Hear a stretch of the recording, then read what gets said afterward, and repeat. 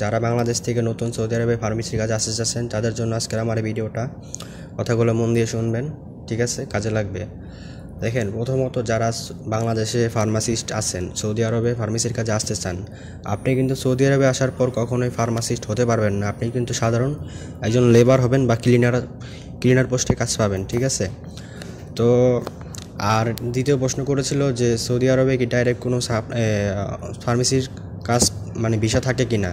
তো স্পষ্ট কথা বলে দিই ভাই, সৌদি আরবে কোনো ফার্মেসি ডাইরেক্ট কোনো ভিসা থাকে না। সব সাপ্লাই কোম্পানির মাধ্যমে লোক আসে, যারাই আসে সব সাপ্লাই কোম্পানির মাধ্যমে। যেমন আমি সাপ্লাই কোম্পানির লোক। এরকম যত ফার্মেসিগুলো আছে সৌদি আরবে, যারা নতুন এখন আসতেছে সবাই কিন্তু ফার্মেসিতে সাপ্লাই বিষয়ে আসতেছে। আর সাপ্লাই সম্বন্ধে যদি আপনারা না জানেন তাহলে আমি সেই বিষয়ে একটা ভিডিও বানাবো, আমাকে কমেন্ট করতে পারেন।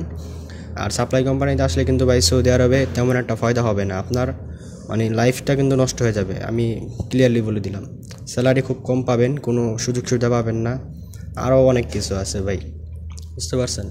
তো যারাই সৌদি আরবে ফার্মেসির কাজে আসতে চান একটু ভেবেচিন্তে আসবেন। এখানে আপনার সাপ্লাইতে আসলে বেতন হবে কত, 1200 রিয়াল, 1300 রিয়াল, 1000 রিয়াল এরকম। আবার থাকা খানা নিজের, রুম ভাড়া নিজের, খানা নিজের, আপনার থাকা খাওয়া যাবে 500 টাকা।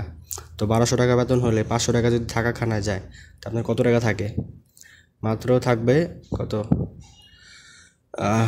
700 টাকা থাকবে। তো 700 টাকা বাংলা টাকায় কত টাকা আসে? 21,000 টাকা। তো আপনি সৌদি আরব 5-6 লাখ টাকা দিয়ে আসবেন, যদি মাসে আপনি বাংলাদেশে 40-50 হাজার টাকা পাঠাইতে নাই পারেন তাহলে এই বিদেশ করে কোনো লাভ আছে বলেন?